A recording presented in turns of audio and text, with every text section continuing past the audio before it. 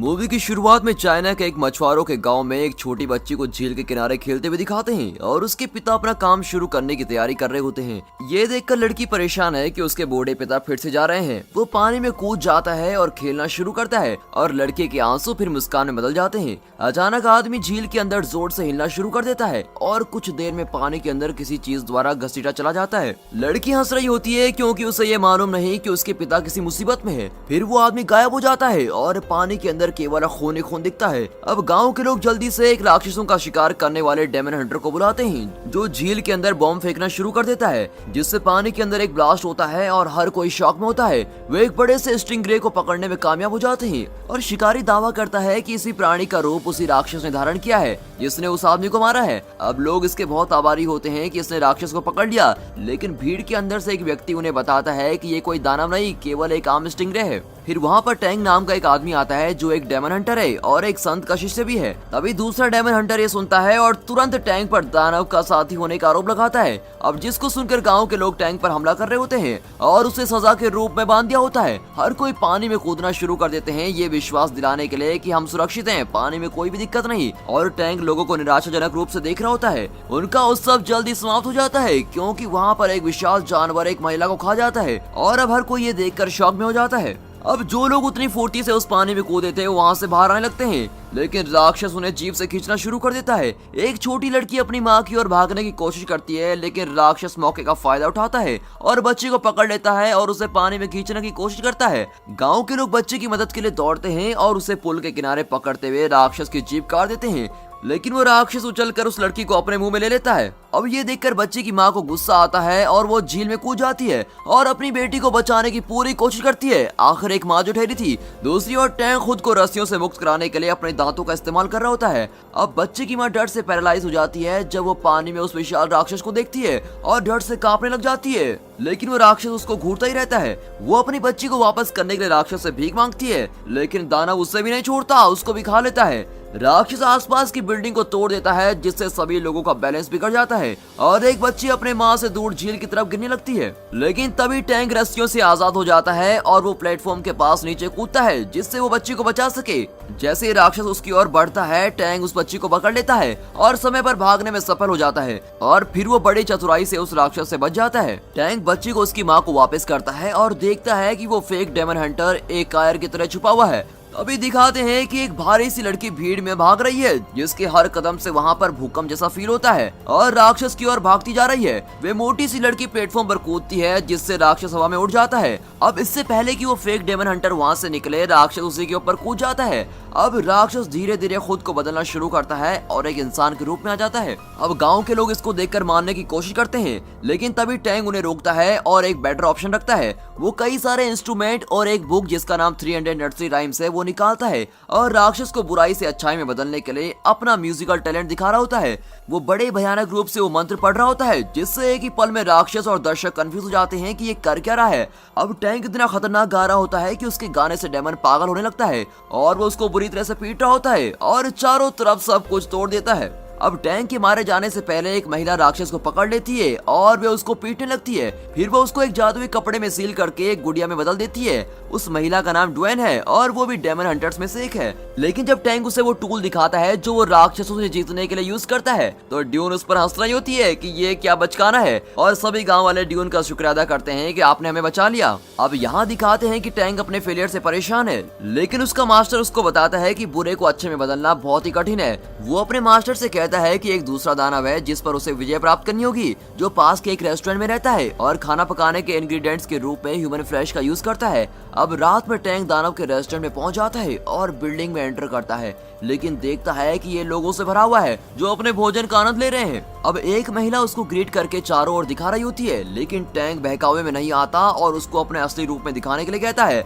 लेकिन वो डेमन में बदल जाती है और टैंक पर हमला करना शुरू कर देती है और टैंक वहाँ से डर के मारे भागता है। लेकिन तभी वहाँ पे ड्वेन आ जाती है और वो उसको बचा लेती है। तभी ड्वेन उसको डस्ट में बदल देती है। वो रेस्टोरेंट में सभी पर हमला कर रही होती है और सभी राक्षसों को एक एक करके अपनी रिंग का यूज करके खत्म कर रही होती है। और उन दोनों की फाइट के बीच ड्वेन उस राक्षस पर भारी पड़ने लगती है और उसको बहुत पंचेस मारती है और कई सारे रिंग्स को इकट्ठा करके उस पर फेंकती है एक एक करके खट खट खट, जिससे उस राक्षस की स्क्रीन ब्रेक हो जाती है और वो एक सुअर जैसे आकार में बदल जाता है और फिर उन दोनों की घमासान लड़ाई शुरू हो जाती है और वो सुअर ड्वेन पर भारी पड़ने लगता है, जिससे उसे अपना बचाव करने के लिए मजबूर होना पड़ता है। वो ड्वेन के शरीर पर प्रहार करने ही वाला होता है कि तभी वो अटैक से ठीक पहले खुद को बचा लेती है और देखते देखते वो राक्षस एक और दानव सुअर में बदल जाता है। लेकिन बड़ी मुश्किलों से ड्वेन उसको बांध देती है और टैंक को मदद करने के लिए बुलाती है। ड्वेन उस डेमन की सोल को उसके गले में लॉक कर देती है और टैंक को सुअर के अंदर से उसको बाहर निकालने के लिए कह रही है। टैंक इस काम को पूरा करने के लिए साहस जुटाता है, लेकिन राक्षस के भयानक चेहरे को देखने के बाद उससे ये काम बिल्कुल भी नहीं हो पाता। लेकिन फिर कोशिश करने के बाद टैंक इसी कंफ्यूजन में गलती से गिर जाता है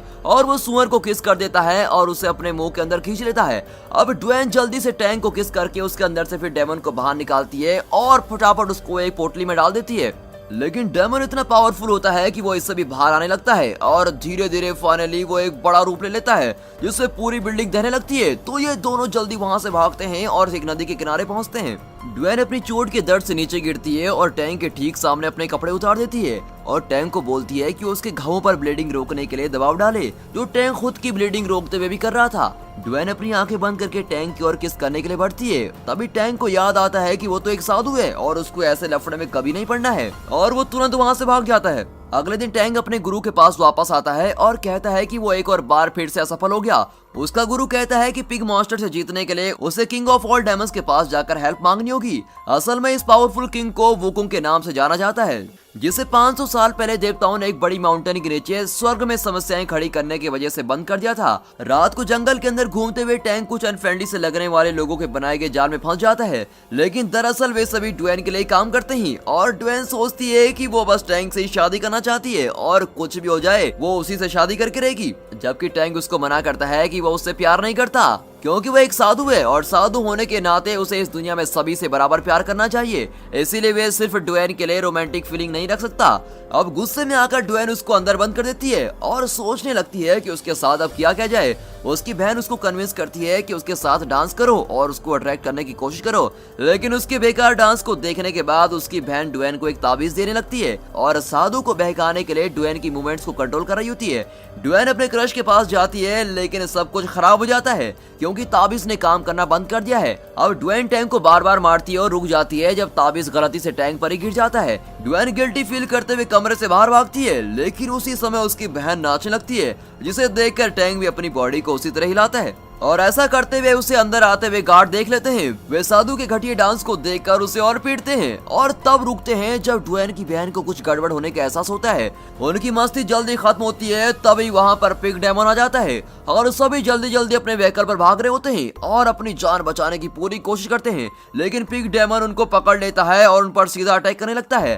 अब ड्वेन ये सब देखकर टैंक को कार से बाहर गिरा देती है ताकि डेमन उसको मार न सके, लेकिन डेमन आता है और उस व्हीकल को तबाह कर देता है, लेकिन उस क्रैश में किसी को चोट नहीं लगती। अब डेमन जल्दी सभी को घेर लेता है क्योंकि ये उनकी पिछली लड़ाई का रिवेंज लेने के लिए आया है। अब अचानक एक आदमी आता है जिसके पीछे टाइगर की परछाई रहती है। वो उस पिग मॉन्स्टर के साथ फाइट करता है और उसको वहाँ से भागने के लिए मजबूर कर देता है। अब ये पता चलता है कि वो आदमी एक डेमन हंटर है और उसका साथी द माइटी फुट और साथ में प्रिंस है और उनकी 4 सुंदर नैनीज हैं, जिन्हें प्रिंस हर समय फूल अपने ऊपर फेंकने को कहता है। अब वो तीनों इस बात पर बहस करना शुरू करते हैं कि पिग डेमन को कौन खत्म करेगा, जिसे सुनकर टैंक को बहुत गुस्सा आता है और वो कहता है कि तुम लोग केवल ये पैसे के लिए कर रहे हो, तुम सच्चे डेमन हंटर कहलाने लायक नहीं हो। टैंक ड्वेन से कहता है कि तुम मेरी नर्सरी राइम्स वाली बुक वापस दे दो और उसका समय बर्बाद करने के लिए ड्वेन पर चिल्लाता है, लेकिन इसे सुनकर ड्वेन को गुस्सा आता है और वो बुक को फाड़ फाड़ के उसको हवा में उड़ा देती है। फिर वो गुस्से से टैंक को मारना शुरू कर देती है और कहती है कि टैंक उसके बिना कुछ भी नहीं, अगर वो उसको नहीं बचाती तो वो पहले ही मर जाता।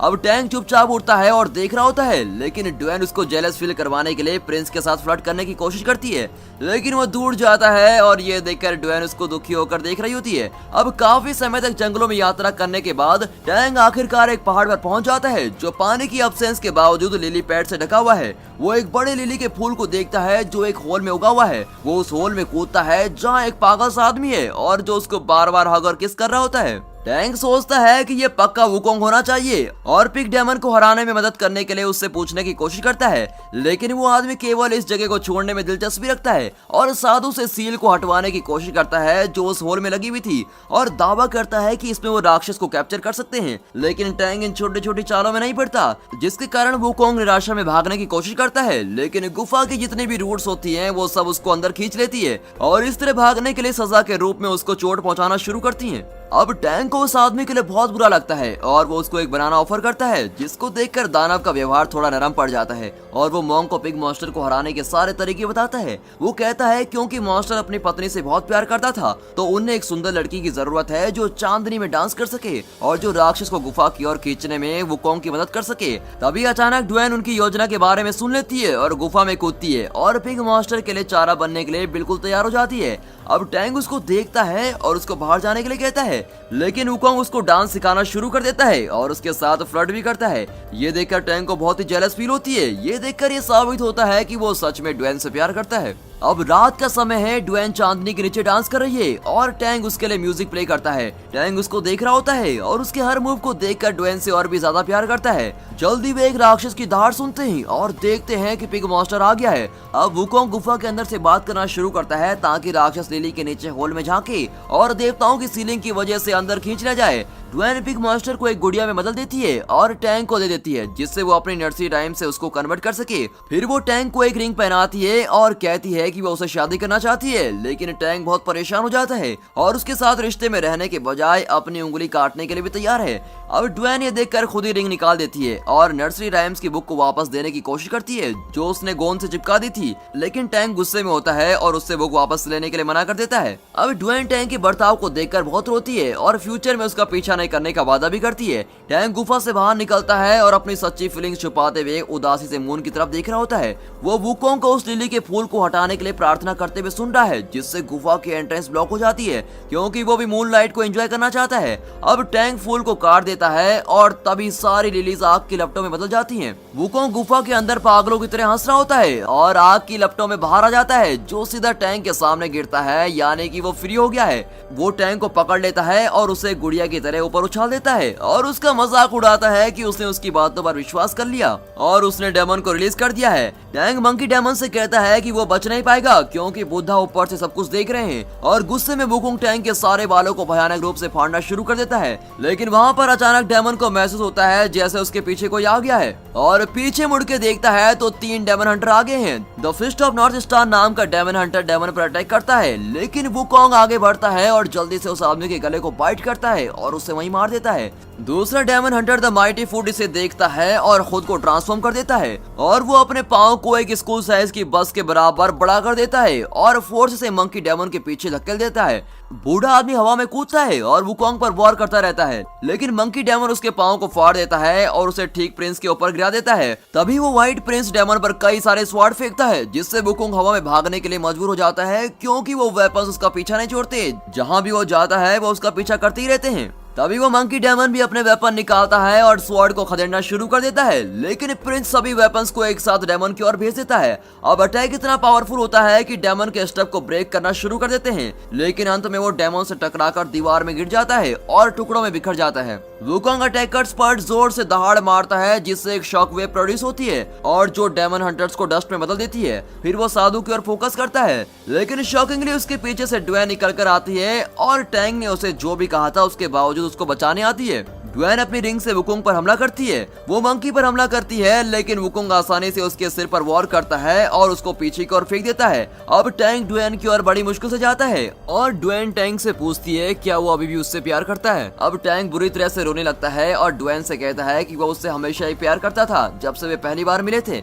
अब टैंग की कन्फेशन को सुनकर ड्वेन की आंखों में आंसू आ जाते हैं और वो मर जाती है। तभी टैंग उसको पकड़ता है और किस करता है और उसकी रिंग को निकालकर अपनी उंगली में डाल देता है। इससे पहले कि वो अपना शौक खत्म कर सके, वुकोंग उस लड़की को उठाता है और उसके 1000 टुकड़े कर देता है। अब अचानक डेमन को कुछ अजीब सा महसूस होता है क्योंकि वो तुरंत पीछे देखता है तो वहाँ पर टैंग आखिरकार सभी अटैचमेंट्स को छोड़ चुका है और वो उस बुक को पढ़ता है जिसको ड्वेन ने जोड़ा था और उसमें लिखे हुए वर्ड का जाप करता है, जिससे एक विशाल बुद्धा का निर्माण होता है जो पूरे प्लेनेट को देख रहा है। वो बड़ा सा स्टैचू अपनी हथेली को प्लेनेट की ओर लाता है, जिससे एक शॉकवेव प्रोड्यूस होती है और जब उसका हाथ एनवायरनमेंट में आता है तो वहाँ सारी कंपन हो जाती है और वहाँ पर एक अलग ही एनर्जी निकलती है, जिसको वो मंकी डेमन अपने शरीर में इकट्ठा करता है और गुस्से में चिल्लाते हुए किंग कॉन्ग में बदल जाता है, जो कि हर चीज पर हावी होना शुरू हो जाता है। अब वो विशाल हाथी डेमन के करीब आता है और वुकोंग आखिरी मूवमेंट पर अटैक करने को रोकने के लिए बुद्धा को उठाने की कोशिश करता है, लेकिन इतना भारी वेट उठाने में उसको बहुत ही परेशानी होती है। और क्योंकि डेमन का भगवान की शक्तियों के आगे कोई मुकाबला नहीं है, तो वो उस बड़े से हाथ के नीचे कुचल जाता है।